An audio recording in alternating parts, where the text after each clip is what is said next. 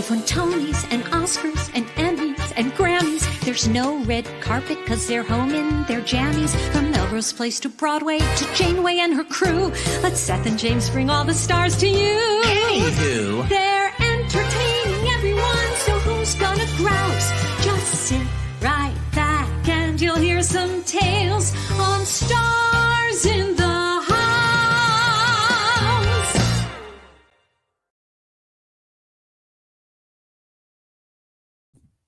Hi, everyone. Hi, everyone. Welcome to Stars in the House. I'm James Wesley. I'm Seth Rudetsky, and this is our live stream for the Actors Fund. There are so many fans out there tonight. We never get this many comments before a show. We have so many. And so fun. Why do we have so many fans? Because we have a special show tonight, and we have a special introduction. That's our normal opening. But our friend Jack Plotnick Are altered. you going to play this right now before we go into anything? I was going to show it right before the cast came up. Oh, okay, then let's first tell everybody what it is. It's more fun. So wait, we look like we're in weird matching shirts. Well, no, listen, I actually have a reason for wearing this particular shirt because of the flowers. To me, it looked like very much Prairie. You know, you got the color scheme and the flowers, and I feel like this is something that I would buy at the Mercantile, you know, if I had saved up my money. Oh. So this is, I don't have an excuse. I don't know what you're wearing. I'm wearing a blouse. Okay, this is the fundraiser for the Actors Fund. For the Actors Fund. What is the Actors Fund, Seth? The Actors Fund is for everyone. It is a misnomer for those of us that love SAT words. It's not just for actors. I did okay on my SATs. It's for anybody in the performing arts, no matter what you do. So yes, for actors, singer, dancers, but everybody backstage, wig people, makeup people, everybody, you know, stage managers, assistant stage managers, under the stage, pit musicians, anybody in front of the camera, anyone in back of the camera, catering. If you do anything, publicity, whatever you do for the arts, you can get help from the Actors Fund. You can go to actorsfund.org and tell them, I can't pay my rent, I can't pay my medical bills. They will give you direct cash.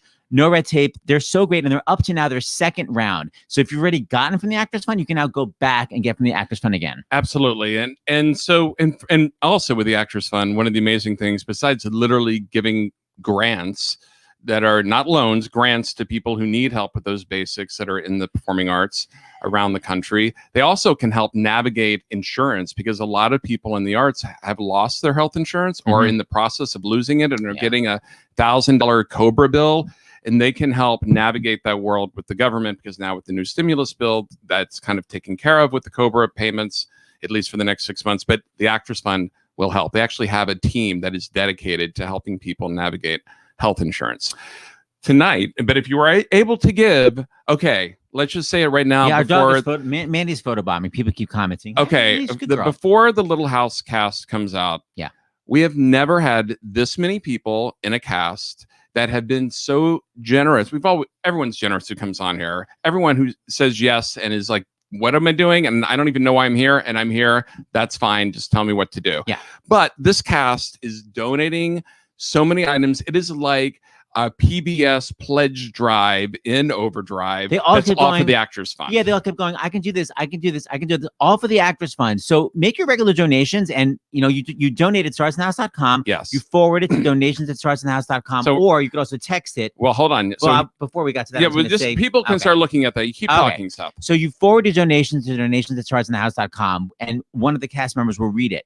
But if you can donate a little bit more than you would maybe normally do, you can get these incredible things. So, I mean, look at all that. I mean, look at this list here. It's incredible. I mean, the books, the signed books. I mean, Alison has a bonnet that she's going to sign to send, you know, Almanza Wilder DVD signed by Dean Butler, you know, these Zoom calls. You can literally get, for $200, you can have Nellie Forbush literally curse you out. I mean, it's what everyone wanted in the 70s, you can actually have. Glaring at you, sneering, judging you. So, so how you do it, let me take that off. That's on our social media, by the way. And I believe it's on our website, starsinthehouse.com, but you'll see here scrolling at the bottom. So make that donation. And what you need to do, because there are so many options, we've never had this many options before. You need to specify in your email that you send to donations at Stars in the House which item you want and your address, and it needs to see show the amount on the receipt. And make sure you put the right amount. Just don't get mixed up. Well, if they have the receipt, it's the amount. So I'm just saying, like, donate the right amount for the right thing you want. Exactly. Because then we have to go, it wasn't enough, and then it's a headache. Because we have basically our team is like 3 of our friends, so we have like this little small team that's going to organize all this for us. They've got it going on. Okay, so that's because we have a lot of new people I know watching. Yes. If you can share, subscribe. So hold on. If you like this video, it really helps the algorithms. That way, like it'll go on YouTube a lot more. So just click like right now. Then if you can subscribe, you'll find out all the new reunions that we're having. We have some really big TV reunions literally coming up tomorrow. Martin Sheen and the cast of The West Wing. With some major special guests, which you can't say yet. We have 2 surprise guests that your head's going to come off. Your head's going to come off who they are. And then on Saturday, Melissa Gilbert's husband, Tim Busfield, has got together the entire cast of 30-something. It's like basically we've got today and tomorrow and the next day, the 70s, 80s, 90s, 2000s covered with 3 of the best TV shows ever. So subscribe right now. And if you get a chance, just copy the address bar right now and paste it in your social media and be like, oh my God, I'm watching a Little House reunion. And let me just say, this is the reason we have these big shows this week is our 1-year anniversary of Stars in the House. So we began, Broadway shut down on a Thursday and we began Stars in the House the following Monday. Right. We've been doing it for a year. We're very excited to say we've been raising some great money this week and we've now surpassed how much? We are up to $754,825 for the Actors Fund. All just from people like you. We don't have any big corporate sponsors. People send in $5, $10, $25. It's really incredible. So thank you. And every penny of that money has gone to the Actors Fund. Yes. There's no, like, we've had some people who have donated to help support the cost because at a certain point after Broadway had shut down and we realized we were doing the show for more than a month, we couldn't keep asking people to volunteer. So our small team, Seth and I don't get paid, but our small team gets $15 an hour. And we've had some generous people underwrite it in order for every penny to have gone to the Actors Like Fund. the Berlanti Family Foundation and SiriusXM. They help cover right. the cost of our social media and our publicity. Okay. Because, hold on though, because we have new people watching, we do have, this is very important. And one of the things that we're really proud of Stars in the House is we have a medical break in the middle. With I took biology in high school, and I feel compelled to give advice. No, we literally have Dr. Jon LaPook, the CBS Chief Medical Correspondent, who gives us up-to-the-minute information about COVID. He's always like, I was talking to Tony Fauci, and he said, I mean, it's literally up to the minute. So if you have any questions about COVID or the vaccine, that's right. So that's in the middle. So Seth, before we show, just to kind of like set the tone here, because we have some behind-the-scenes photos that cast members have sent in, and but there was one, and I've been having so much fun. I subscribed to Peacock so I could like see all the episodes, and I've been going back. I realized that Little House in the Prairie began when I was starting kindergarten, and it ended my sophomore year in high school. I skipped a grade or two. It was your whole childhood. But it was basically my entire childhood. But it started when I was old enough to remember. So I remember those early episodes. It's not like, other shows that began in 70 or 71. It began right at the perfect time that it was my childhood. And I remember, it's like I'm looking at these episodes and I haven't seen them in 30 years. And I'm like, oh, I remember that. I remember that. I remember that. It was so great. But there's one, just to set the tone, that I put down show first before the cast even comes on.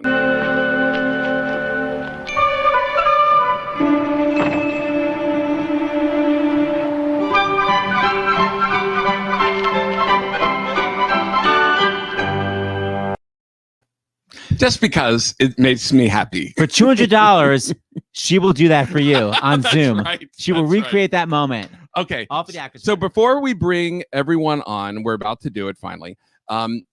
You saw the opening. That's the opening that our good friend Jack Plotnick made for the show. For the first time, this is like show number 377 or 378.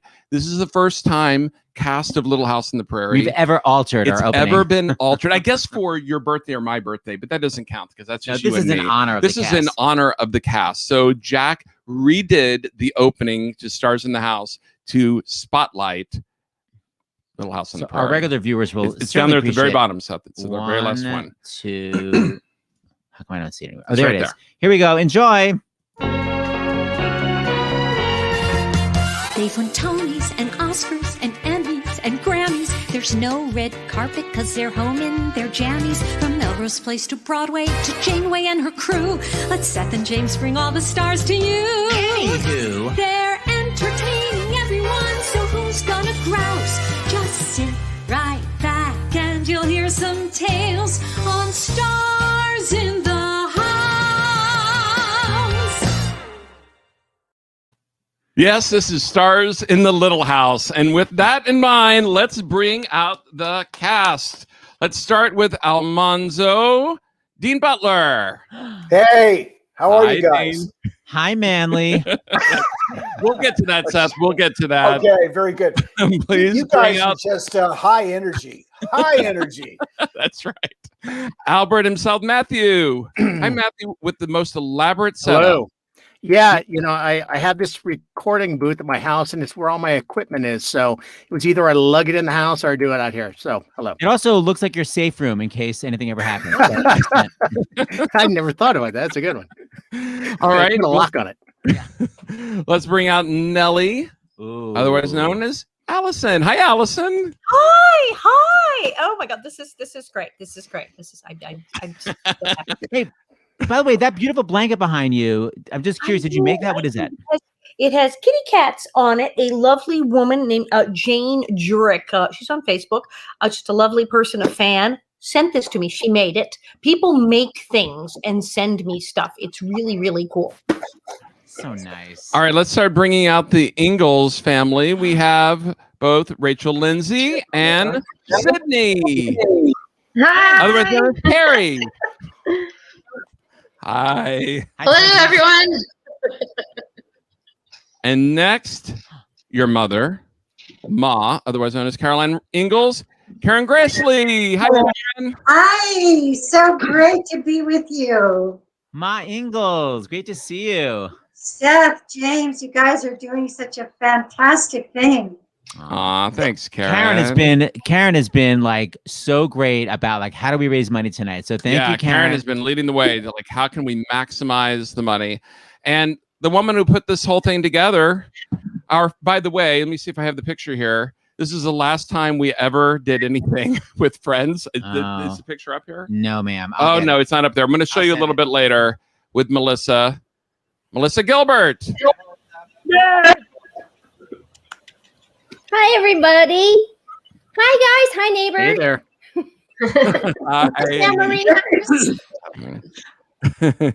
Oh my gosh. Okay, there's so much to cover. You saw one clip. We've got a lot of clips. We've got a lot of surprises because Seth, I was the one in charge of the Little House clips, and Seth was in charge of the video clips that maybe, let's say, just say ones that maybe not everyone has seen before, except for maybe you. So Seth has we split our job. I'm looking for the photo. That's and I'm thinking of specifically one that involves Ma.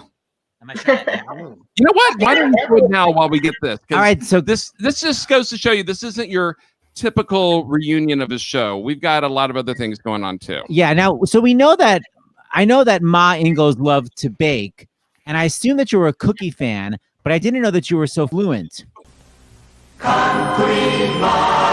外はさっくり、中はしっとり、チョコチップクッキーの本格派です。も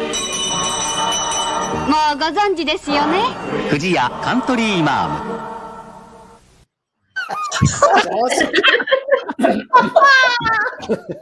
So do you want to know about that? First of all, these wonderful, gracious Japanese people came over to LA to film that, and we went to the Disney Ranch. And we got to the Disney Ranch, and it was so beautiful there.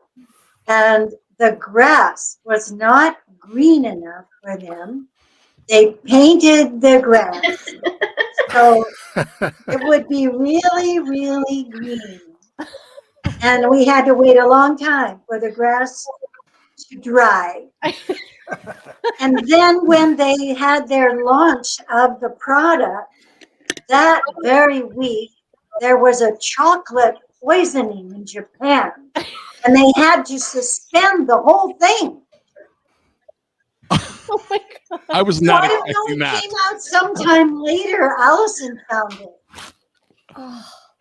Well, all I can say is that where is it? Wait, where did it go? One more. Oh, There you go. you have a fan out there who says that. So congratulations. Oh, thank you. I assume that it's very positive because it looks like a heart at the end. Thank That's you right. so much. Karen, how was it? You're the grown up here. How was it working with you? Watch Little House on the Prairie, and it's like one kid and one animal after another.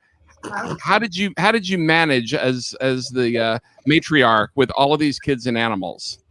Well, wasn't it W.C. Fields that said that was the worst thing to act with animals and kids?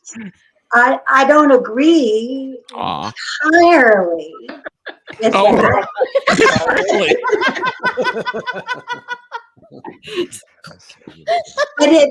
But it's different.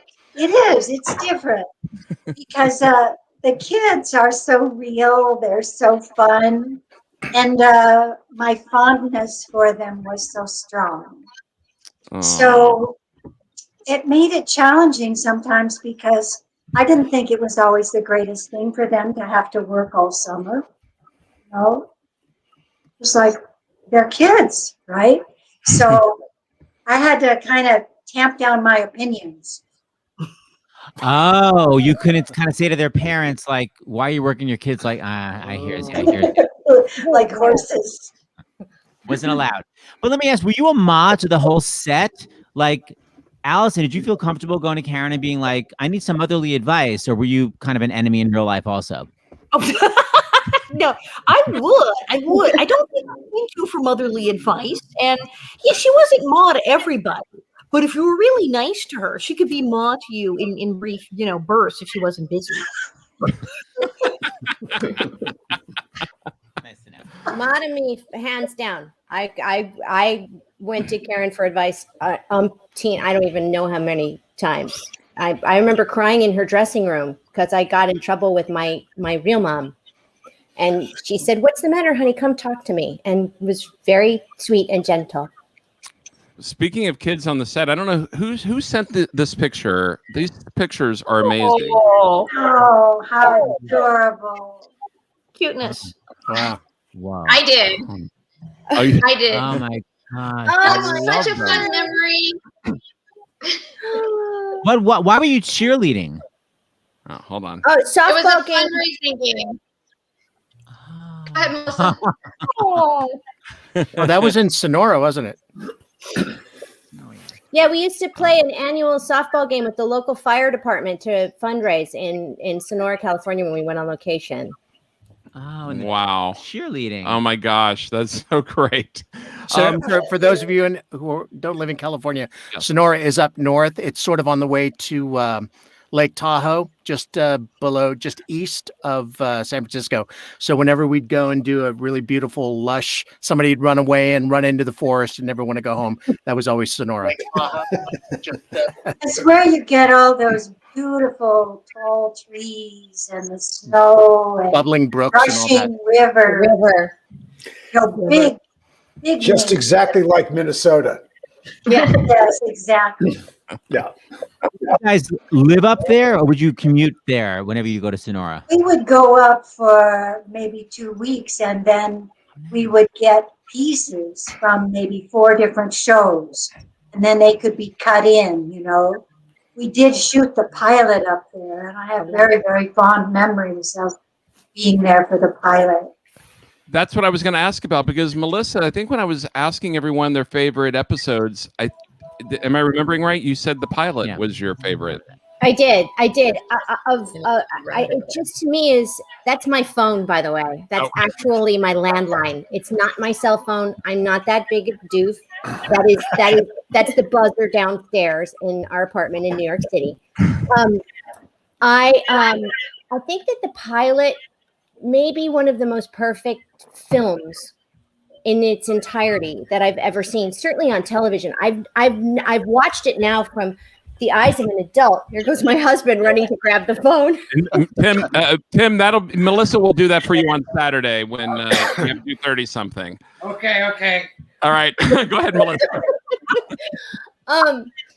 I've watched it now as an adult, and the thing that really strikes me about the pilot of Little House is how much silence there is in it. There's these long moments of us just driving or just looking at one another or just being. And no music, nothing. And it's so unusual these days where everything is just music, dialogue, cut. And these scenes would go on and a lot of them in masters with not a lot of coverage. And it's very, very cinematic. Well, I love the pilot too. I have such fond memories of shooting that. And I think one of the reasons is because it was so intimate. It was just the family. We were just out there in nature and none of us knew each other. And we were all going through this strange experience together, just like the family was, you know. So it was edgy in that way for us. I like the pilot. Sidney Rachel, were you around for the pilot, or were you like 1 year old at that point? Were you in it? We were in the pilot, and you know, when I remember when they put me in the creek when the house was on fire, and the creek was really cold. And every time I watched the part with Victor crossing the creek and he's up to here in water, I have so much respect for him doing that, because that was really freezing. It was. I don't know how he didn't get hypothermia doing that. Sidney, I think this might be it. His kid said he threw a bottle of whiskey across the river.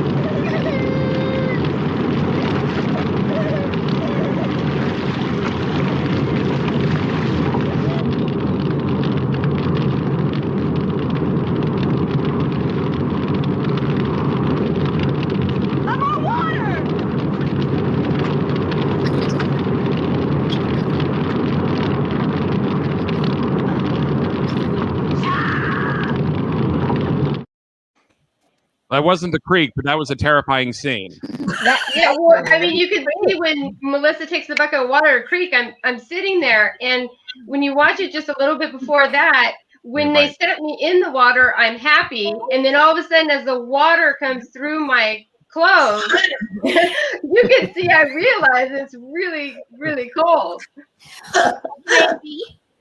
Were you guys showbiz kids enough to know like we're not allowed to complain, or were you like me and we're like a brat?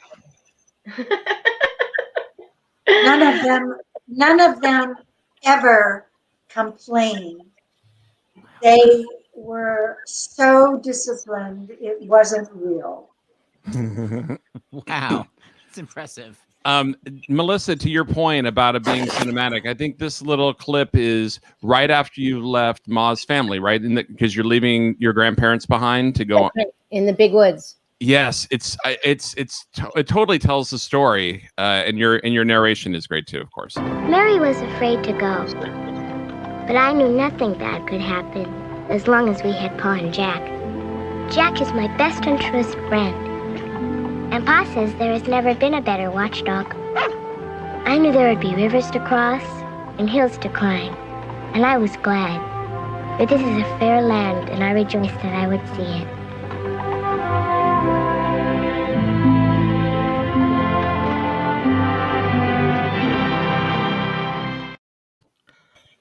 Perfect. All I see is teeth. Sorry. Honey, you're so alive. You're so wonderful. It was so, for me, looking back on it now, too, as a child of that age, and you guys were so little when we shot the pilot, Rachel and Robin. To me, it was like this amazing game of real dress up, because I was only 9.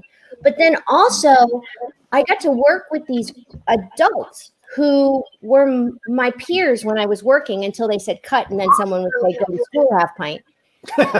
But it just felt, the clothes were real, the smoke was real, the dirt was real, the animals were real. It felt like I didn't have far to go as a kid to just imagine that's who I was. Right. Melissa, the donations are already coming in. Do you mind reading the first batch? They're in the private chat. And while you're getting that ready, I'm going to remind everyone who donates $100 that you see this on the screen. Amazing gifts. Oh my gosh. And we will. Yeah. So. All right. So, let's see. Abby from New York has donated $100. Angelina from Illinois has donated $100. Michael from Maryland has donated $250. Julie from California, $50. Jordan, $25. Maureen from Massachusetts, bless your heart, $500. Wow. Oh my gosh. This is amazing. That's And awesome. for the record, Maureen from Massachusetts watched Little House on the Prairie from episode 1, the pilot, till the last one where we blew it all up. Yes, I watched that literally about 2 hours ago, and I'm like, you know what? It's too depressing seeing the town blown up. I'm not going to include that clip. Yeah, no. It's too depressing. Things are tough enough right now. We don't need to see that. Go ahead, Seth. What were you going to say? Matthew, how old were you when you joined the show? I was, gosh, I don't remember. I actually, do you know I played 2 parts on the show? Yeah. Yeah. I didn't know that. Well, I know you know that, Melissa, but I don't know. Melissa, you were there. Yeah, Melissa said that. I know. I wasn't Melissa, on set. yeah, I knew that. I bet you were about 7.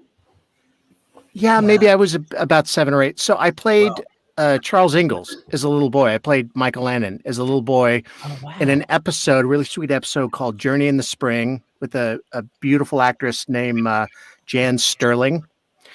And gosh, who was the actor that played Grandpa Ingalls? Arthur Hill. Arthur Hill. Another great. He was in Andromeda Strain. Pops into mind, but he was a wonderful little character actor. So I played young Charles. The episode was very sweet. He ran away in a flashback to his childhood. Pa's on a train going back to see his mom, Pa, and he reminisces about his childhood. And then the following season, they wrote another part, but I was just a guest star.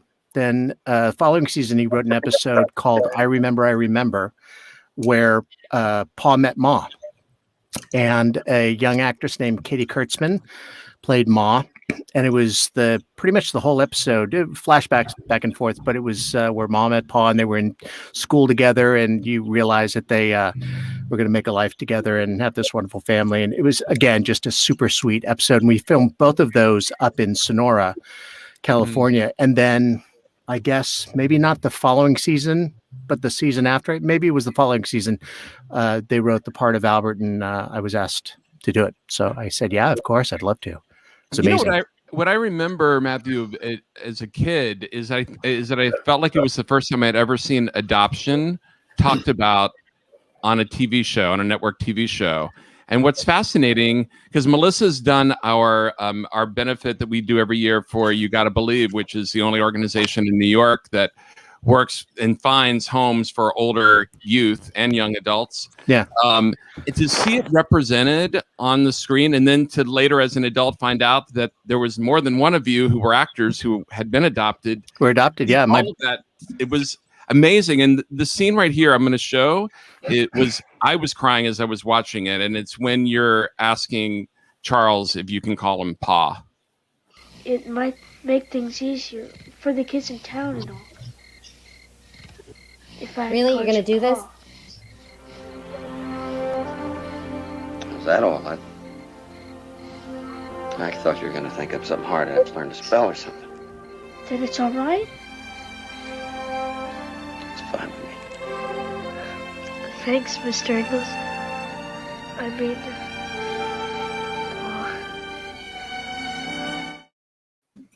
Holy cow. So good. Oh my God. Well, you know that Melissa obviously was adopted. I was adopted. My brother Patrick, who played Andy Garvey on the show, was adopted, played Merlin Olsen's son. And did we have more than my brother Jonathan? Jonathan, of course. My son is adopted. But Matthew, what did it mean to you? Did you feel like you were, like if a gay person plays a gay role, like they're representing? Did you feel like you were representing adopted kids? Like, what did it mean to you to play an adopted kid? No, I hear you. I don't think at that point it really meant that deeper sort of thing. Now it does. But I was just a kid actor that knew that I had a great time working on the show. And the sort of thing you always wanted was to be on a series because there was a bit of a home there instead of just going show to show to show to show and commercial to commercial all the time. So when I was on a series, it was amazing. But no, I didn't have that larger sense at the time of the higher sort of meaning of it all. But you had been told, because I read Melissa's book, and she always knew she was adopted. So you had known at that age you were adopted. It wasn't one of those in the 70s. It was kept a secret. One of those families. It was no. As soon as we knew what the word meant, my parents both let us know. So there was never anything mysterious. But interestingly enough, and now my wife, I don't know if some of the people in this chat right now know this, but I just got married this year. Congratulations, Pat. So thank you, Dean. Took me a while, but I found the right person. So my wife Leslie, who actually grew up in Lake Tahoe, so not that far away from Sonora, California, is also adopted. And my brother Patrick, right after my father passed, actually went and found who his biological parents were. And unfortunately, his biological mother, had just died of, I want to say, Parkinson's or something tragic like that. So he just missed meeting her, but he met the rest of the family. And it's an amazing, crazy story. But the husband is convinced that the wife who passed, Pat's biological mother, actually knew who he was for a long explanation. Wow. But then my wife, Leslie, has been adopted. She's always been curious. I've never been curious to find out who my biological parents were. And we had so many conversations about, honey, we're getting up in age and the chances of finding your biological parents are slimmer and slimmer. And she did the 23andMe, the genetic testing, found a fourth cousin or something, or a second cousin, sent an email, walked into the kitchen one day sobbing. I said, babe, what's the matter? She gave me her phone, and it said, hi, Leslie, I think I'm your mother. And it was a storybook. And actually is in contact with her mother now. Wow. It's crazy. Wow.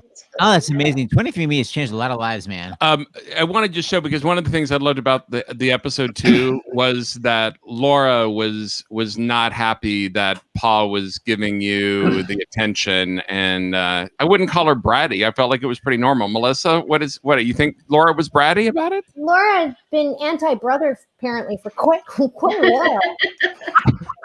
That is true. When you go back to that early episode when your poor brother died. I know. I tried.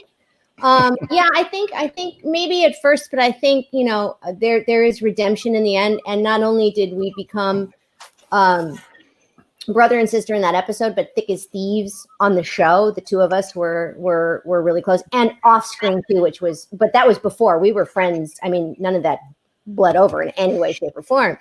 But yeah, Laura was not pleased, but eventually came around for sure. All right. So, and as you can see that right here. I'd like to accept this award for my brother, Albert.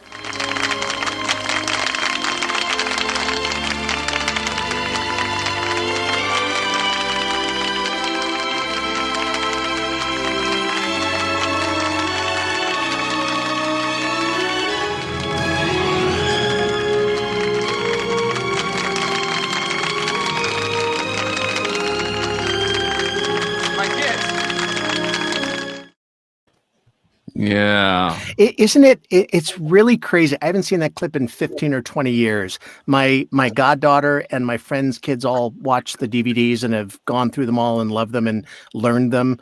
But it's amazing how that brings back. I remember the way I felt. I'm sure Melissa does too, filming that scene, that I haven't felt that thing in 20 years. It's crazy. You know what I love? I love these two when we were in quote Mankato, and we were working at the hotel, and these two were you were rapscallion, Matt, and Laura joined with you, and the two of you got into all kinds of scrapes. I thought that relationship was wonderful. We keep getting emails from Broadway people and just all these fans. Anyone that grew up in the 70s were complete fans. So Allison, we have a question from my friend Jennifer Cody, who's done a million Broadway shows, and she was in Princess and the Frog, that movie. She won the Annie. But anyway, she was remembering this episode where it's like a pageant and this girl makes a beautiful speech and everyone's crying from her speech and Nellie's not having it. So, and then it leads into the question. So she's remembering the moment where everyone's crying and it cuts to Nellie. Girl, she says, when is it time for me to say my line? And I used to say, that to me was the funniest dry delivery ever. So my question is, was Nellie always supposed to be the crazy antagonist that she became? Or was she just supposed to be like the mean little rich girl, but because you were so good and people responded, she became as mean as J.R. Ewing, right? She became this probably one of the most hated antagonists. So that's my question. Was that always the intention, or did you just evolve to that? I couldn't hear. I don't know. My Wi-Fi was weird. When Red flipped, I couldn't hear all of her. The gist I got was it that in this incredible antagonist thing that I was just supposed to be like the mean girl, or was I supposed to be this like crazy, awful, terrible creature that I was? Nellie in the book was kind of mean, but like little girl mean. And then later she got older, she was like trying to steal your man, steal Almanzo mean. But then when we started the show, I would get these scripts where she was just much, and it was sort of this like arms race escalation. I get the script where Nellie did something really terrible, and I'd go, oh, okay, and I'd kind of run with it. And then Michael and the guys would go, well, oh, yeah, she did that. Well, let's see if she'll do this. And then when it over here, until eventually I'm pretending to be paralyzed and getting pushed down a hill in a wheelchair. So, yes, it was a natural, sort of organic process, if you will, of gradually becoming more and more horrid. And I'm very pleased with it. Alison, there's one person out of 700 million who feels this. Nellie Allency wasn't that bad. Okay. There you go. Are they French? Whatever. They're French, aren't they? That's hilarious. Oh my gosh. Well, speaking of, did you just say the wheelchair scene where you were paralyzed? That was the episode that you told us that was one of your favorites. I love that one. Yeah. Hold on. I want to ask you everybody's favorite episode. I mean, Nellie, was that you in the wheelchair going down the hill, or was that just a dummy strapped to a wheelchair? No, it's me and a stunt woman. Well, it was me. It was a dummy strapped to a wheelchair. I was going to say it, but I thought it was too mean. So they put me in the chair and they start down the hill, but there's a big metal cable, so it stops. Then they put the extremely professionally trained, fabulous professional stunt woman dressed up as me in the chair, and she does that lovely midair somersault that I don't do midair somersaults, and no, she did that.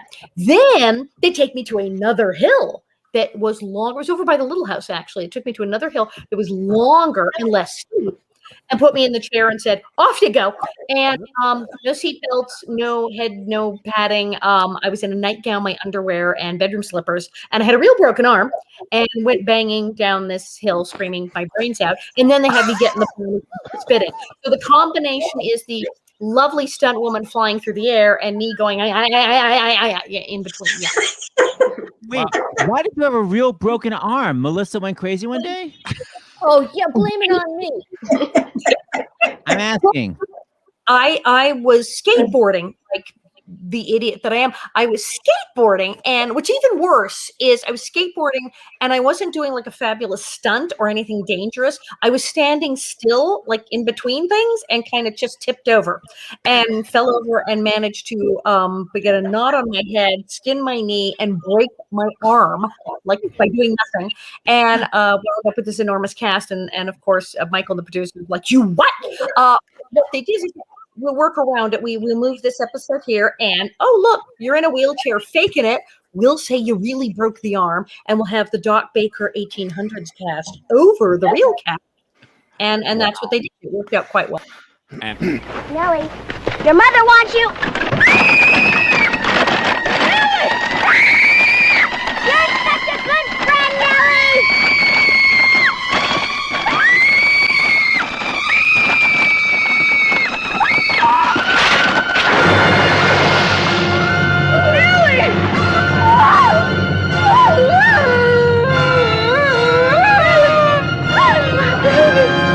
It's a miracle!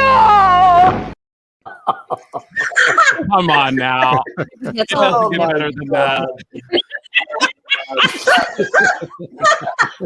You know, we have I have an offer for donation, because we all donated lovely things. We have books, and I got the bonnets, I got the whatnot. So because I know there's some like hardcore freakish Nellie fans out there,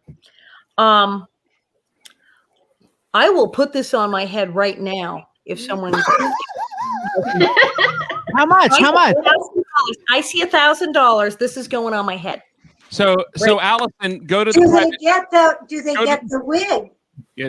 No. Do they get the wig? Okay. They just get to see you wear the wig? But you know what, Karen? I'll take that. And Alison, go to the private chat right now, and I think you're going to need to put on that wig. Like now. So put it on now? Yes. No, well, click private chat. Click then, private chat, and then you'll see what I mean. Chat, yes. And tell them I'm going to put it on. Well, first read what it says. Oh. Love from New York. There I see. I see 250. Oh, there it is. Love seeing the yes. Melissa from there. Somebody just put up $1,000. Well, read it. Read the name. Read the whole thing. Melissa from Maryland just said, I'm so excited for this reunion. Lisa from Georgia with both of them. $1,000 is two people. Melissa from Maryland. Yes. Yay, Melissa from Maryland and Lisa from Georgia. And Georgia. Lisa. That's awesome. Allison, put the wig on. You got to put the wig on. Coming. Hang on. Well, There's put it on twice. Nothing to be done but to do it. Twice. Way to go, Allison. Yes. You still got it, as Seth would say. Oh man. I think that's $1,000 worth, don't you? Yes, and you got in 2,000. Keep reading, Allison. You got to read the next three while you're in the wig. So, fabulous Lisa and Melissa. Sunny from North Carolina gave $100, and Amy from Massachusetts gave $100, and Lorna from New York gave $250. We love you. We love. There. Yeah. Thank you. All right, this is a perfect time to take our medical break. And by the way, we can watch people. We can see people as the videos are being shown. Dr. LaPook's face. I say, Allison, Dr. LaPook's face while you were in that wheelchair. He's a doctor. He was literally having a breakdown watching that. You could see his face. He was panicking. Here he is, actually. True. It's true because back then there were no good orthopedic, procedures. I mean, you break a limb and that's it for the rest of your life. And you need the elbow. If your arm is straight, you can't scratch it. You can't eat. You need the elbow to be able to. You end up doing this a lot. Anyway. Okay. Everyone take a break. If you have a question for Dr. LaPook, just wave. Melissa, do you want to stay on? No, I was waving goodbye. Okay, wave goodbye. Allison, happy for questions. Sydney, Matthew, Karen. Dr. LaPook, it's just us for a few minutes. It's just us, yes. Very great cast. Oh my gosh. I know everybody wants to get back to that. So I'll just say some good news today. You saw the president said 100 million doses have been given in like 58 days or something like that. 2/3 of Americans over the age of 65 have gotten at least one shot. Wow. Which is really amazing. On the downside, there are 14 states where there's at least a 10% surge in cases. And in fact, half of those have a 20% surge in cases. So Tony Fauci is telling everybody, please, also the head of the CDC is saying the same thing. Please do not let up right now. Just keep getting the vaccine. People ask me all the time, which one should they get? The first one you can get. Johnson & Johnson, Pfizer, Moderna. To me, it doesn't matter. So Dr. LaPook, because we have a lot of people who are tuning in for the first time because they love Little House on the Prairie, and who doesn't? But I thought, and we told everyone at the beginning that we were going to have a medical break, and definitely the cast led by Melissa Gilbert were like, you definitely need to have the medical break. So I'm going to take advantage of this time. One of our good friends who has worked really hard in helping Stars in the House, you of course met Margie last night. Another friend just tested positive for COVID, and someone who is super, super careful, someone who lives in New York, and someone who had gotten the first vaccine a week before she tested positive, which, as we know, it takes that's why you get two of them. There's no guarantee it helps, but you have to get both of them. Anyway, my point is I'm very nervous about New York City, for example, opening up 50% indoor dining. I want restaurants to succeed. We order when we are in the city and order here we're an hour outside of New York. But my gosh, I'm so worried about there being a huge outbreak. Yeah, I think there is going to be a surge, unfortunately, because we're seeing all across the country places opening up prematurely. But that doesn't mean that you can't open up in certain areas. You got to be looking, with enough testing and to say, okay, I'm in an area that seems like the cases are relatively down, so we're able to open up here. But if you're in a place like New York City right now, which is seeing, a lot of cases, and we have the variant here, you have to ask yourself, is it really wise to be doing indoor dining? When you're indoors, it's a lot harder, right? You don't have the mask on. You have the less ventilation in general, and we know that the aerosols can float across the room and infect people. So we have the warm weather coming. The more outdoors you can do, the better. But I had a question today from a friend of mine who said she had somebody who she knew who wasn't getting the vaccine because she was afraid that it wasn't safe. And we can't say this enough, especially if we have a new audience. These are remarkably safe vaccines. And I know that the term Operation Warp Speed makes people think it was done very quickly. This is the result of now 20 years of research at least, but it's really more than that.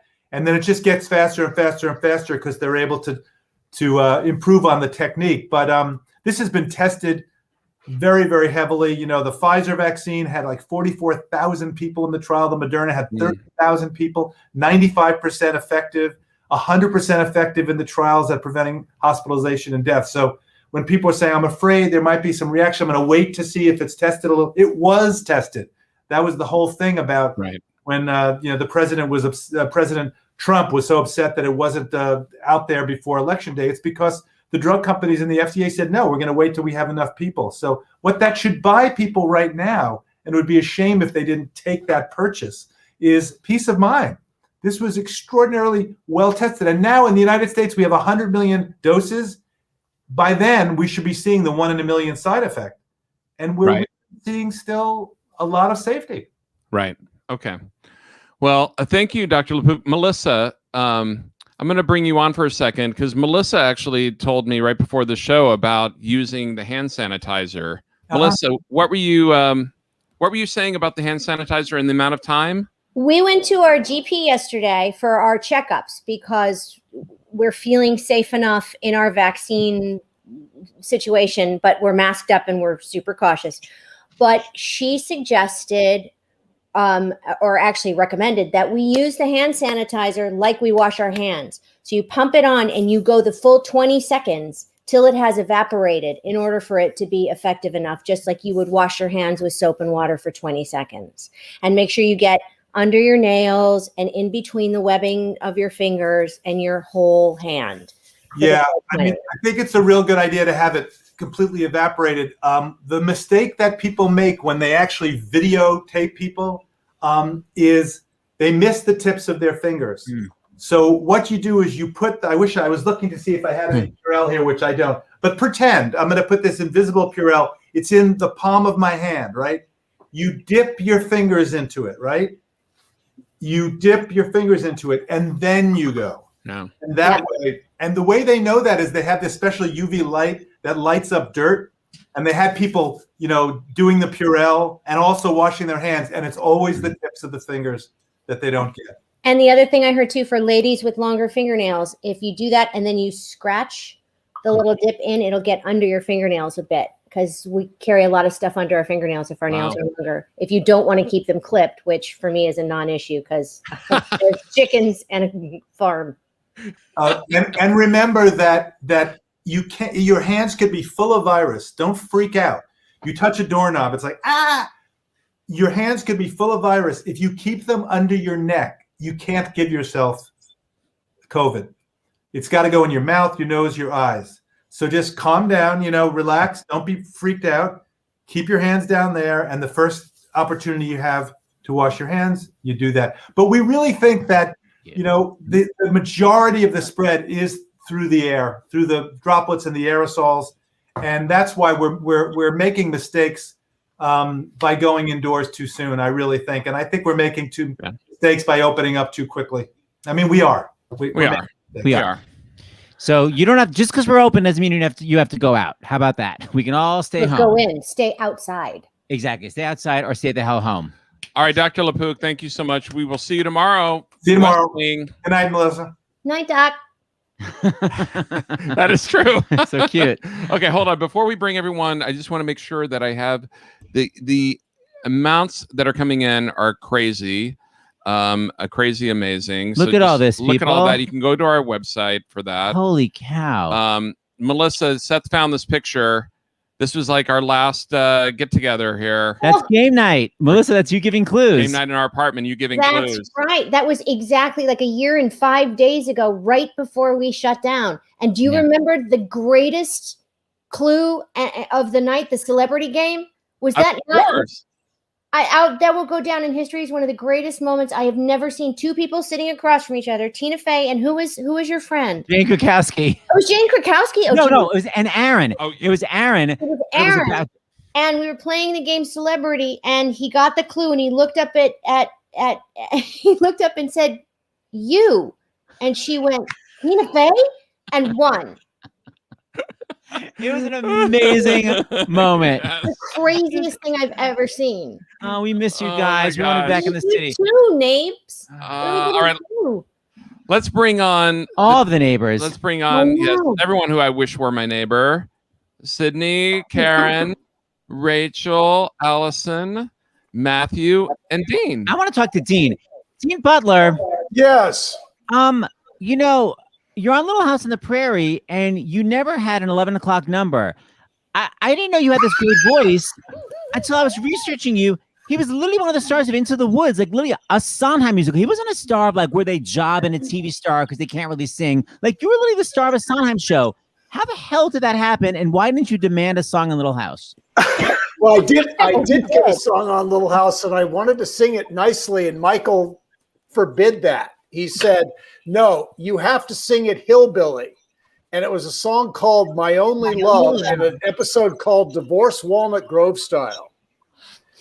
And it was a really awful singing. I said, well, I have no shot ever to sing in a way that's going to be pleasing after doing this, because it was really not good.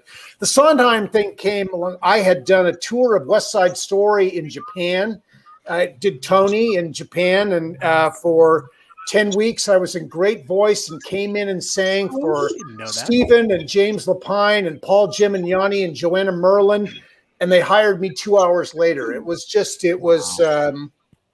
one of those great things. I absolutely loved the Broadway experience. It was I've never been, present company excluded or included. I've never been around such talented people, top to bottom. It was just an extraordinary group of people, and it was a really fun show. Who was your witch? I went through. Well, I got to do, for the PBS tapings, I got to do 4 with Bernadette, which was really wonderful. Nancy Dussault was the witch, was our witch most of the time, and she was just so damn funny. She just made it very, very funny, and she was great. Well, Dean, we want to know how much you actually remember. Uh-oh. I'm gonna have James sing an intro part, and then you come in. All right, Dean. Oh no! Oh God! Don't do that. All right. Dean, he's making me do it. He's never played the role. I've never played it. You've at least played it on Broadway, man. So I'll plunk out your notes, James, and then Dean, come in. Command performance, Dean. Please. Yeah.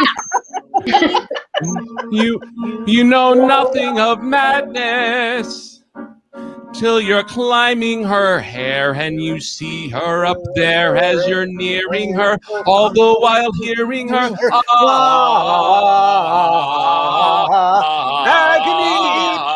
Yeah. Yes. Well, I was saying along with you. Right. That's not your part. So focus on your role. That was my part. No. I was Rapunzel's prince. I wasn't Cinderella's prince. Wait a minute. You are listed as Cinderella's prince in IBDB. Well, I guess I maybe cheated and did that. No, I did not do that. That was Robert Westenberg, who was so wonderful. Robert did it from beginning to end. I took over for Chuck Wagner. Guess what, Dean? I know how to play your part then, so why don't you hit it? There you go. I just sang it for you, Dean, to remind you. Go. You know nothing. Hit it. Oh, God, I can't. I'm sorry. I just can't. I can't. I have nothing. Okay, then how about this? Maria. Oh, boy, and I blew that apart a couple of times. Just heard us, and then Maria. I mean, no. You know, guys, this is just what bastards you are to have done it.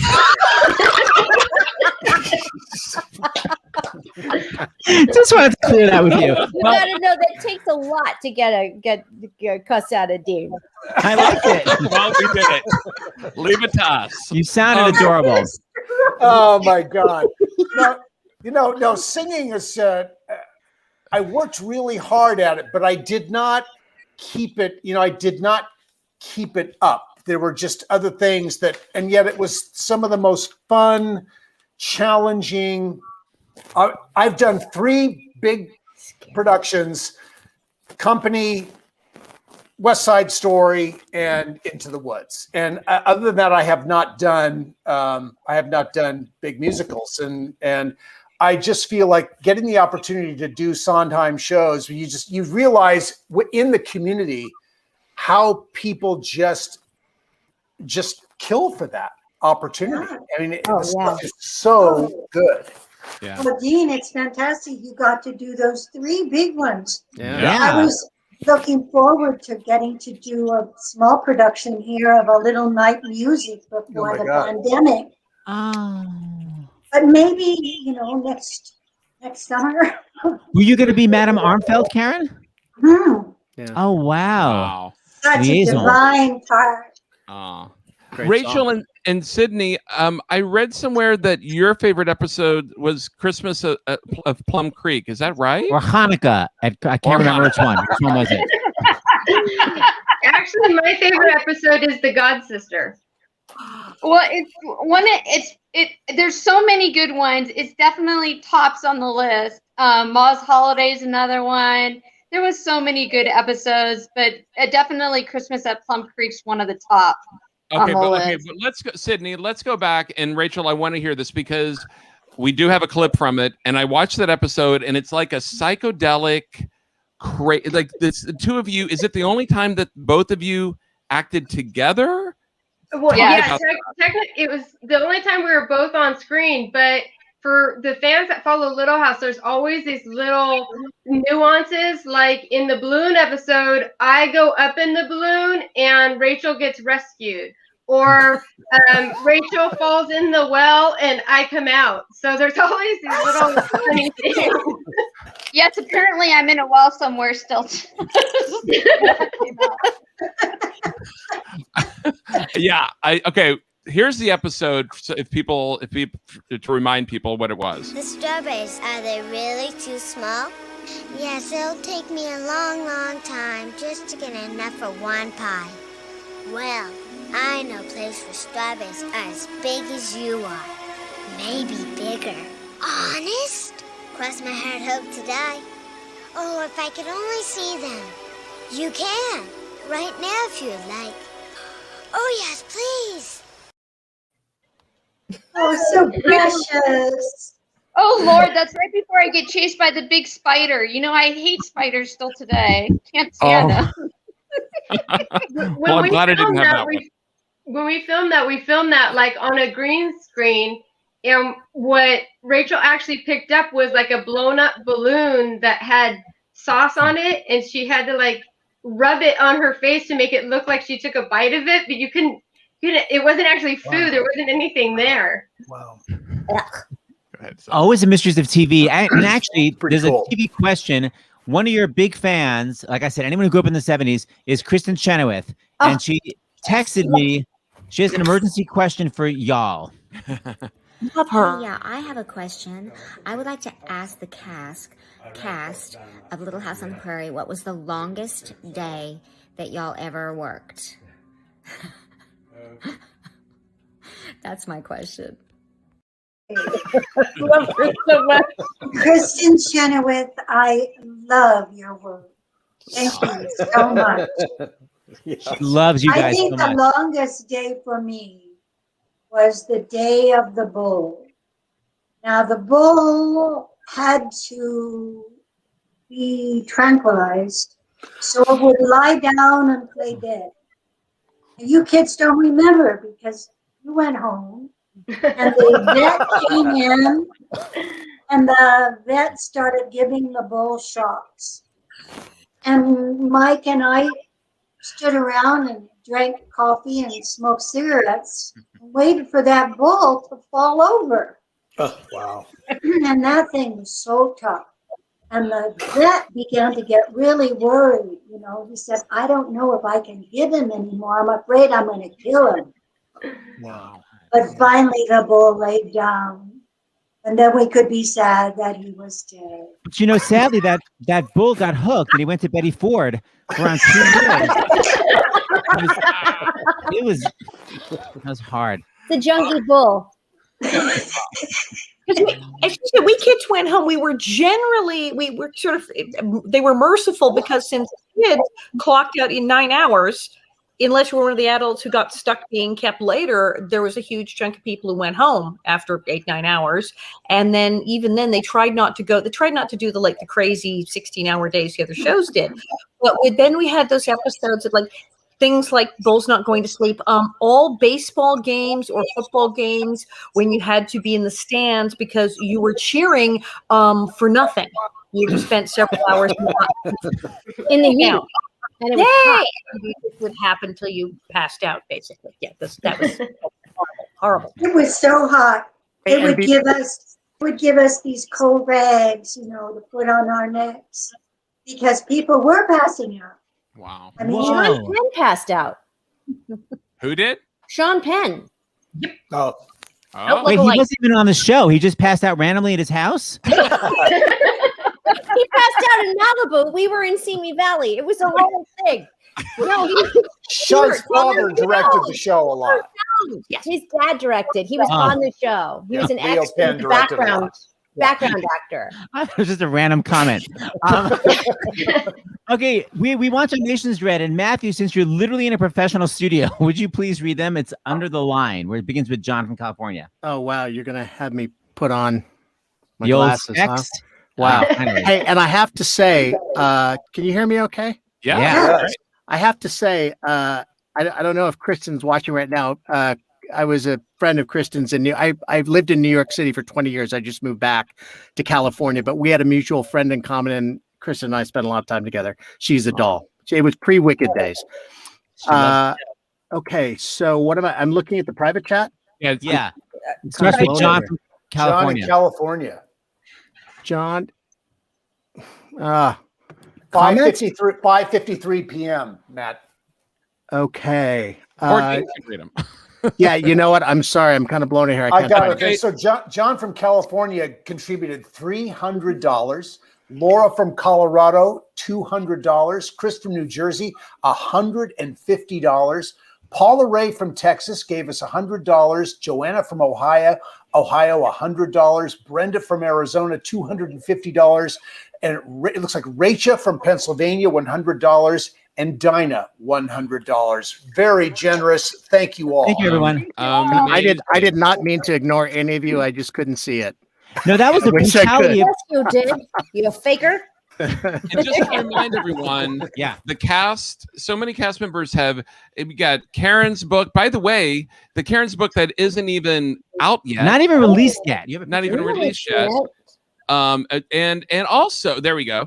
And also the fact that we. Oh, wow. So here's how it's going to work. When you send the donation and you've sent that receipt to donations at Starsinthehouse, you're going to say which one you want, which item you want. And then you're going to put your address and you'll have the receipt. And then we're going to mail them to Karen and Dean and Melissa. They're going to send them to us. And then we're going to go and we're going to make sure they go to all of you. So, but make sure you give us your address, and tell us which item you want. And by the way, quantities are limited. So donate now. It's going to be literally first come, first serve. Yeah. And Look at those and look at bonnets. those bonnets. Those have are bonnets. Nelly. Beautiful, beautiful, different, Walnut Grove, many stunning, beautiful colors. And I don't have a copy of Daisy and Josephine the book, but I have the real Josephine here. Melissa will do an actual reading of her book with actual Josephine. The With actual- real Josephine, who's now, she's old and blind and deaf, but she's here right next to me. Wow. I remember this dog was a puppy when you were doing when you had her when you were doing Little House the musical. That's right. And you had her with you everywhere. Yep. That's how long ago that was. Okay, Little House team. I know that we said 9:15, and if any of you 9:15 Eastern, 6:15 Pacific, if any of you have to go, you can go. But here's the catch: we've never been notified. We've never been notified My of friend this does amazing donations. news. Yeah, my friend does donations, and he never texts me during the show. He literally just texts me to say, because normally we get a couple thousand per show if we're lucky. He said, you've already made over $10,000, and it's still coming in. Wow. Yes, that's more like. Thank you. Love that. So if any of you stay on, that means we can keep getting the donations. Well, and so did we beat the Waltons? I mean, that's the important thing. You guys are so competitive. Dean Butler, we'll talk about it offline, okay? Okay, all right, very good. You may have. I like a Walton SmackDown. I'm down for a Walton SmackDown. I'm Mary McDonough. I am coming for you. Bring it. Eight is Enough is next. Okay, so hold on. So I want to talk about the 80s show Love Boat. Everyone wanted to be. Melissa, was it crazy that you ever did Love Boat? Because you were like a prairie girl. I don't think I was the only one to do a love boat. No, ma'am, you weren't. But hold on, I need to focus on Melissa. Uh-oh. Okay, So, I will focus on me because I had some fun. I got to go on the actual cruise. Oh. And I Yeah, had that was a really good fun- one. Yeah, that was fun. And I stayed in a hotel in Mazatlan, and I got mites from the mattress in the hotel. Oh my. Which was not fun as a child or as an adult. And I got to play a little tomboy named Rocky, who then tried to be diaphanous. That was a word I used in my gown to seduce Scott Baio's cousin Jimmy. from Soap. He was the son on Soap. From Soap. And crazy story, a couple of years ago, I was here in the city and I did a one-woman show at the New Ohio in the West Village, and Jimmy Baio lived across the street and showed up one night for one of my performances and came backstage after, and it was so bizarre. Anyway, this world is so tiny and weird. Anyway, I was a tomboy on the Love Boat. You were a tomboy, and yet for one moment you were not. I was not. I was a diaphanous.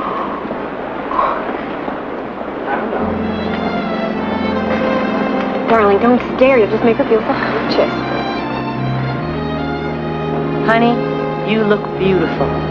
I do? Oh, you sure do. What's that stink? I don't know. It's you. I happen to be wearing perfume. What'd you do, dump a gallon on yourself? No. Funny because when Jimmy came to see me backstage after the one-woman show, he said, "What did you do? Jump a gallon on yourself?" So can you remember? And then, Dean, what about you cheating on Laura Ingalls? Who are you making out with on Love Boat? I had 3 different newlywed episodes on Love Boat. Inappropriate. Three different. One with Mary McDonough from the Waltons. One with I didn't know that. Mary Carteret from from John Ritter's show. Three's a Crowd. Three's and Company. the last one with Crystal of Three's Company, but I think it was called something else when she was on it. Yeah, it was. Oh, You're right. wow. You're right, Dean. And then Crystal Bernard from Wings. Well, you know what? I don't know which one this is, but you're going at it.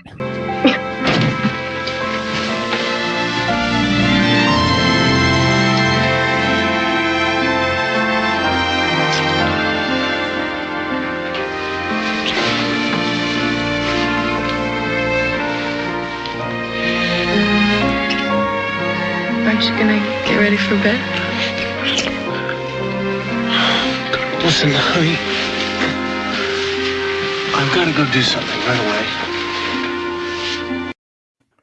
Yeah, pick up with Laura. Yeah, gotta go meet Laura on the Lido deck. Oh, she can't even look. Oh, I know, how awful.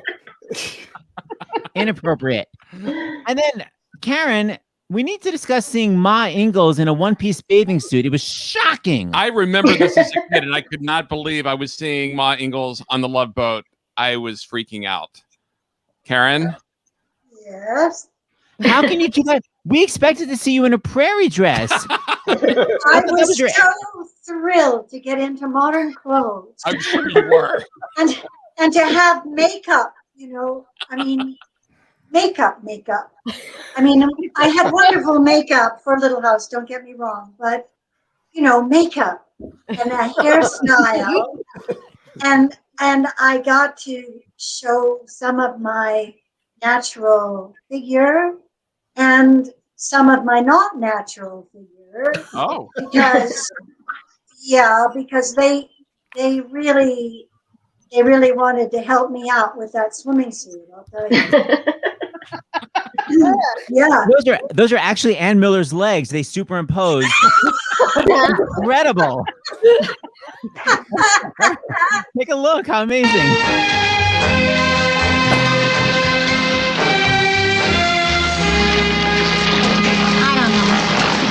The more I think about it, the less I like the idea of trapping somebody in a marriage. We're just setting a trap. He's a free citizen. Nobody's forcing him to walk into it. And besides, you'll be getting $10,000 from me, and you can divorce him in 6 months. Sounds worse all the time. Don't worry. Joe Namath. Oh, for God's sake. Wow. That's pretty cool. Grassy. Just, my Ma is the most stunning. And still, and always, the most stunning. You were hotter than Michelle Pfeiffer in Scarface in that scene. You put on the same haircut. Right, trendsetter. Yeah, it's a hold on, let's see. It's a tad different. This is I asked Karen what some of her favorite scenes were, and I'm gonna play. So definitely just for contrast of what we just saw.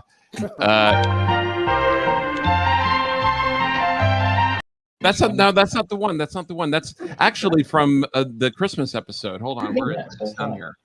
Ma Ingalls One Piece.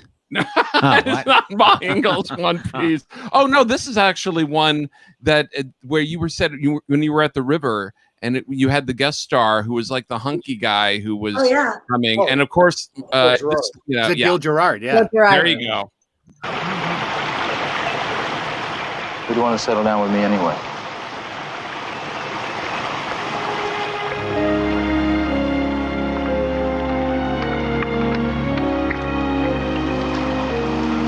Here, let me help you with this. No, I can manage. No, well, I'm still the man of the house.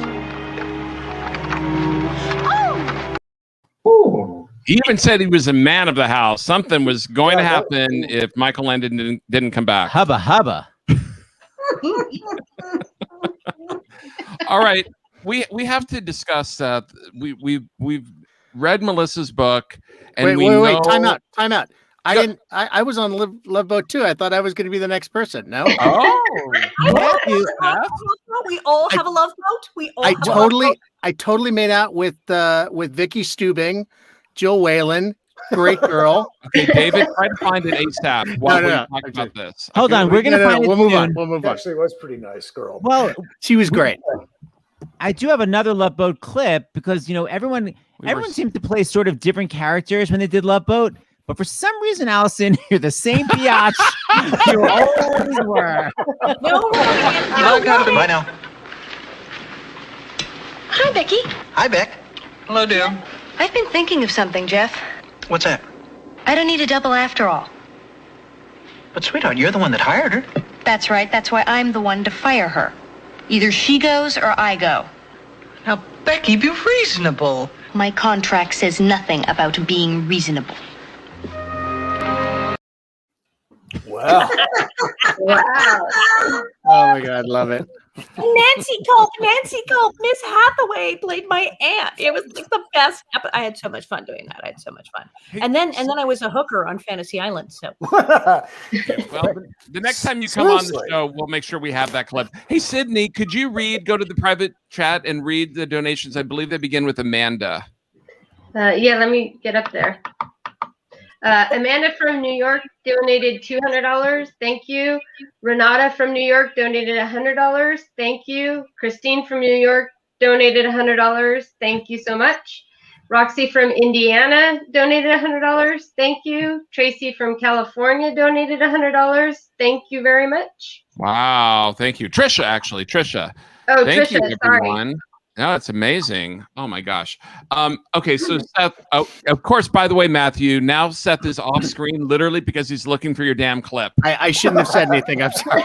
Yeah, now you know him. He's gonna get that in his head, and it's not. I derailed where you were going. It's all going. right. Press we ahead. know.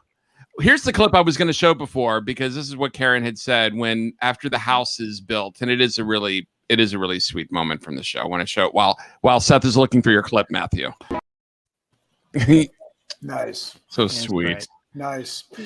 Something that I know we haven't talked about it all, but all these scenes that we've watched have this wonderful underscore from David Rose, that the music that was featured in the program that David wrote for the program was just so extraordinary and beautiful and evocative. And he was just such a special talent. He just, you cannot, Little House is totally connected to that music, those melodies. Absolutely. Just wonderful. Yeah.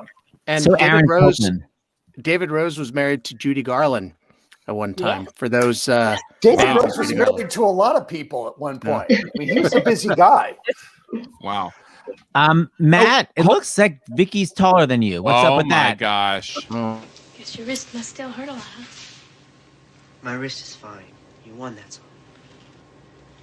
Chip, I hope you don't take this the wrong way. But if you're a city champion, you must live in a ghost town. I might as well tell you, I'm not athletic at all. You're looking at the original 97-pound weakling. Wow. If I remember the story, Jill Whalen was so wonderful and such a sweetheart. David Doyle, Bosley from Charlie's Angels, remember David Doyle? Was my father, and I think I was trying to measure up to him. He thought I was the big man on campus kind of thing, and I just never quite added up. You got that Lacoste shirt. Oh, that was so in style. I was rocking the yellow Lacoste shirt, though. Yeah. Robin, before I forget, Robin, you said that the part of the $100 or more is this amazing Afghan, right? That the co-donor is the museum. Can you talk about that for a second? Right. So the co-donor is the Laura Ingalls Wilder Museum that's in Walnut Grove, Minnesota. And the Afghan has images of the 5 Laura Ingalls Wilder homesteads. So it shows all of them on the Afghan. Wow. And they were very wonderful in helping me bring that so that we could send them out to people that were so gracious to donate. Yeah. Amazing. They have a beautiful pageant every year where they do like an autobiography of Laura's life. And all the kids in the town audition every year for the parts of the kids. So like one year they might be Carrie, the next year they might be Nellie. And then what's really amazing is they stay in the production as adults. So like you have a lot of the adults tell you that when they were, 8 or 9, they were Laura, and now they've stayed in the production. So sweet. It's outdoors. It's called Fragments of a Dream. So they have real. Go ahead. Oh no, I was just saying it was called Fragments of a Dream, and it's an original thing, and they've been doing it. They did it. They created it as a response to the series because people started coming to Walnut Grove in droves, I'm sure. And they realized they needed to have something to entertain people, and so they commissioned this pageant, and they've been doing it ever since. Oh wow! Well, I went to Walnut Grove shortly after the series started. So I feel like I was a pioneer in visiting Walnut Grove. And there was nothing. That was a very, very tiny town. And they greeted me like I was actually Carolyn Ingalls. I got sort of weird.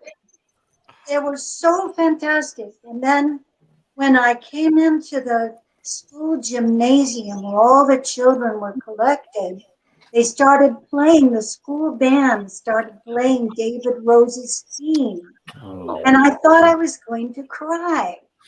Then we went out to where the original sod house had been, and there was nothing, I want to tell you. And I read in the paper later that year, the people who own that property were starting to sell clods of dirt from that location because people were so anxious to have something to take home that reminded them of Laura.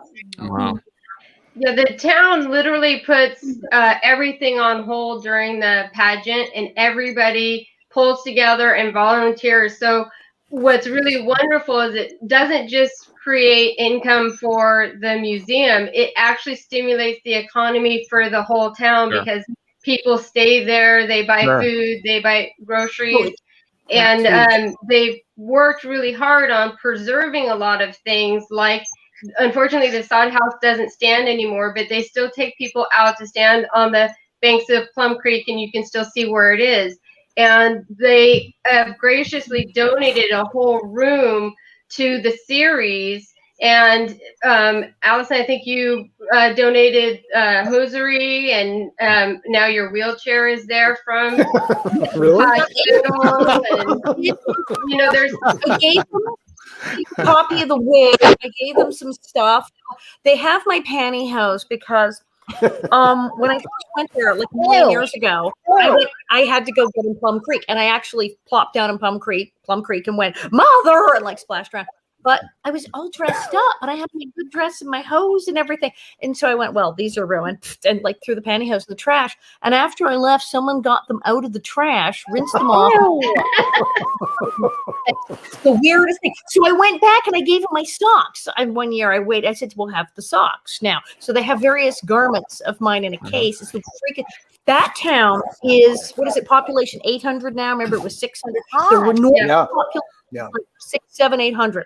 When they have the pageant, it goes to between 4,000 and 8,000.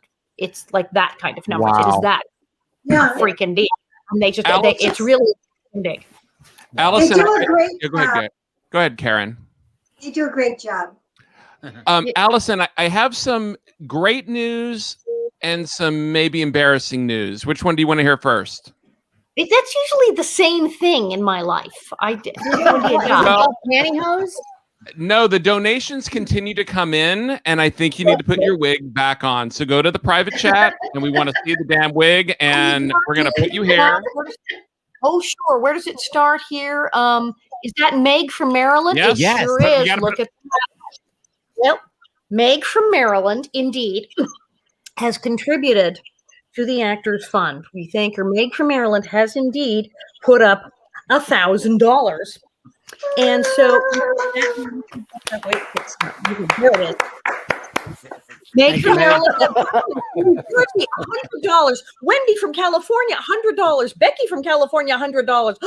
Kim from Iowa, $100. And Amy from New York, $100. Thank you. Thank you all.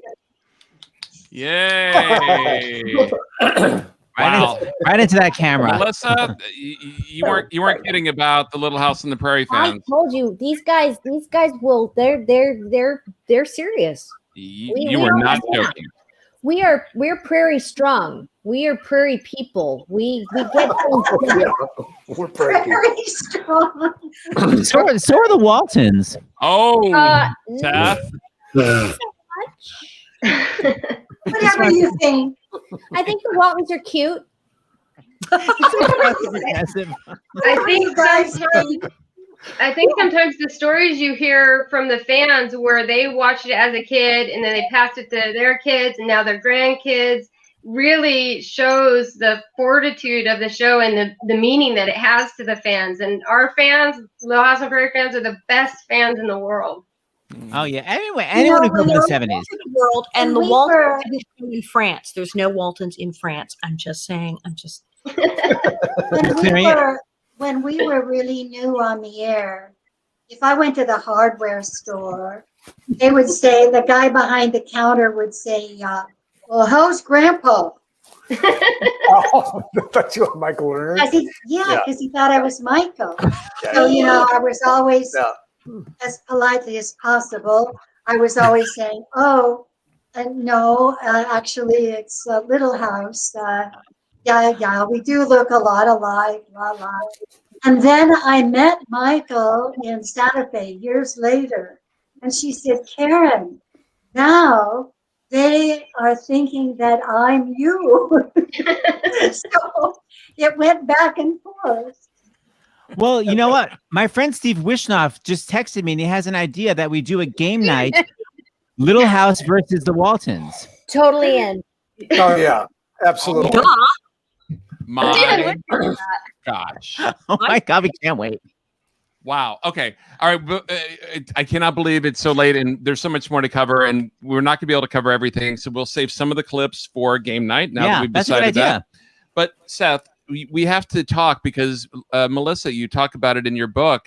We got to praise you because here's the deal. Okay, yeah, go ahead. Melissa was so young, when she meets Manly, and it's like when you're an adult, you can go, I'm going to act like a kid in love. But when you're a kid, to be able to act that and get past your mortification, like Melissa, it's crazy because we watched the scene and then we read in the book how embarrassed and devastated you were. Like, your acting is amazing. How were you able to just ignore all the embarrassment and just act like a kid in love?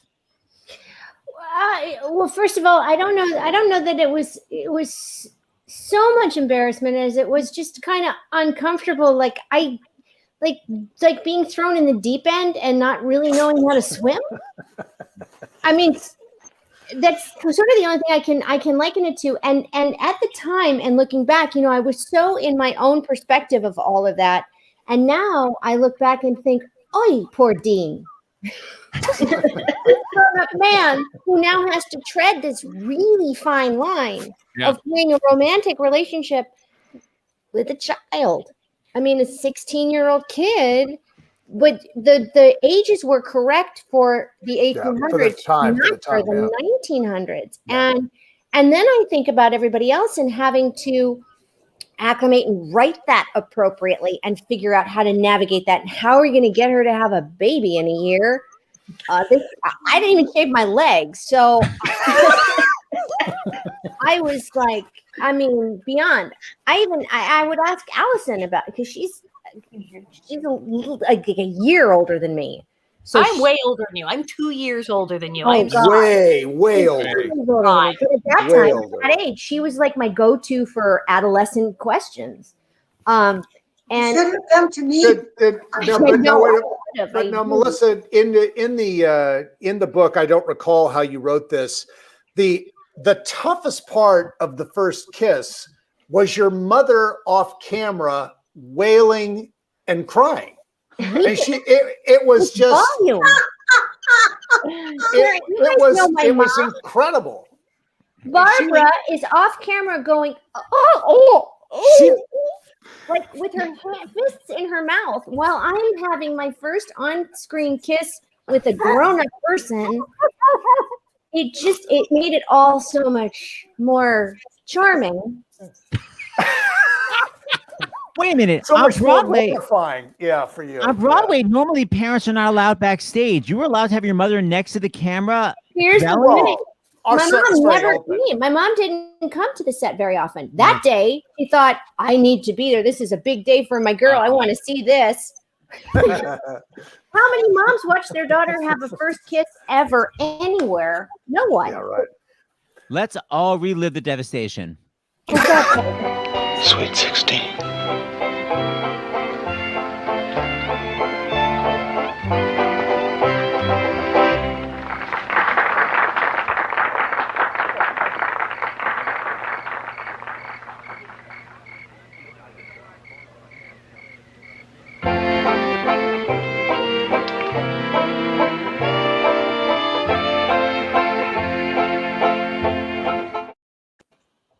So sweet. That was great. It was sweet. It's really sweet. And Michael choreographed it. Remember, he choreographed the heads going one way, both heads going the other way, which actually, for me, made it kind of funny, and it took the sting out of it. The only thing I will say, no, I'm not saying it was painful. No, it was painful. It was just weird for me. We're young. I get it. I get it. Of course. Is none of those guys, the people in charge, including, my guardians and everybody, sat me down and said, let's talk this through before you do it. Make sure you're cool. This is kind of weird, but nobody said that. It was just, she's going to do it. And so I had to step up and do it. And I did. And God bless you for making it sweet and gentle and comfortable. And Dean, everything was fine. Well, yeah, no, I always, when I think back on it, all of the relationship, I think that, we all who have known Melissa for years know her to be a feisty, gutsy, direct, there's no nonsense person here. I mean, she's can stand in for any situation. And I think that Melissa just, she may have been shaking inside, but she was never going to let anyone see that. And she just did it. She just did what she was supposed to do. And I think she did an incredible job with it. Honestly, it's so real. But Dean, what was it like? Well, what was it like for you to have to be like, I mean, it was a kid, like how, and could you talk to anyone on set and go, this is really weird? I didn't talk to anyone on the set about it. A gentleman doesn't speak of these things, away. So I did not talk to anyone on the set about it. But as I've watched that scene over the years, I thought, wow, I sort of had to get younger in my, in my own sort of state of being in order to make that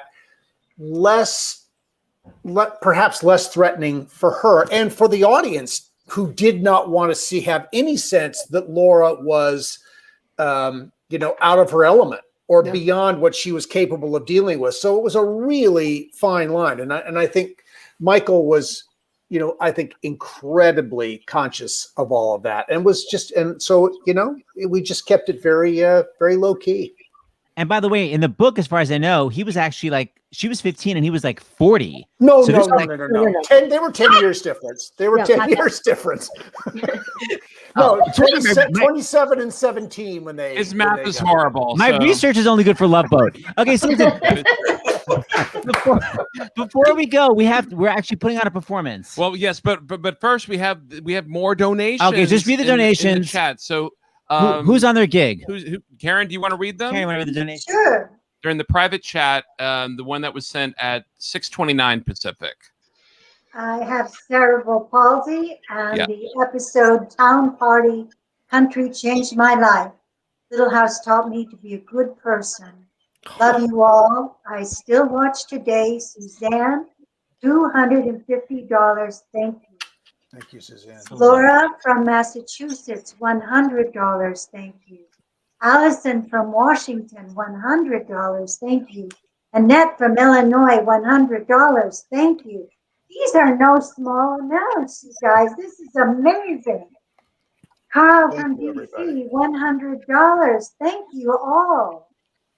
And we just want to say, I know these are large amounts. No amount is too small because these are tough times. Yes. And I know that people are donating $5 and $10 and $25, and we can't read them all because, as you heard Seth just say, I'm sure we're well over $10,000 at this mark, but we wanted to give a few shout outs. So Seth, you were going to talk about. We're going to. So fans, let's go to the comments. Fans, what is the song that everyone's saying? Does everyone know the hymn that people on Little House sang? Why don't you put it in the comments and I can look and we can see if everyone remembers. What is the hymn that the Little House on the Prairie people sang? Hanukkah. Oh, Hanukkah. No. Not a Jew on the prairie. Except for Melissa. Yes, right away. Go, Randy. You are number one. Bringing in the sheaves. Right. We're going to recreate it. All right. David, are you ready? All right. Hit it. Sowing in the morning, sowing seeds of kindness. Sowing in the noontide and the dewy eve.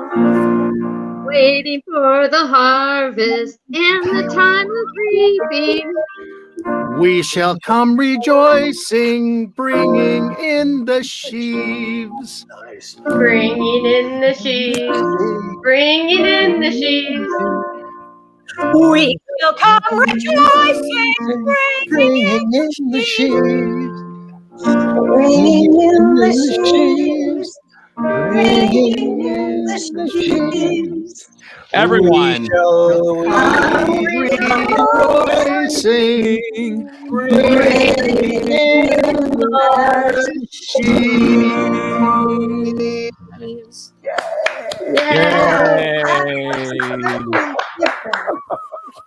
And of course, it sounded the best, and it was this. Bringing in the sheaves, bringing in the sheaves, we shall come rejoicing, bringing in the sheaves. Beautifully done. Sweet Dabs Greer, Reverend Alden. What a wonderful lovely man. Lovely Yeah. man. Yes. All right. Okay. In conclusion, I think we learned we're going to do a game night, Waltons versus Little House on the Prairie. We have so many clips. We could be here till midnight. So that means I just feel like if everyone's up for it at some point, we're going to be here until Broadway reopens, which isn't going to be for a while. So hopefully there'll be a Little House on the Prairie part 2. Sure. Awesome. Sure. And I think that's it. And so donate. We have the information on the website. Make sure if you didn't donate with your address, you got to make sure you send it to donations@Starsinthehouse and specify which item. Yes, ma'am. I think that's it. That's it. And if you haven't subscribed, please subscribe, because that's how you're gonna be notified of the West Wing on Friday and 30 something on Saturday and many What the hell more. that happened? Melissa Gilbert is our new talent wrangler. Yes, Thank you, Melissa Gilbert. All right, let's bring it out. Okay. Here we go. Are you ready, Seth? I have a feeling I know what you're going to play, Seth. Actually, you know what? I feel like we need to play Jack's. Oh, is it not here? Oh, it's gone. Okay. We're about to say we're going to play it again tomorrow because that opening was great. Okay. All right. Bye, guys. Bye. Bye. Thank you. Bye. Thank you very much.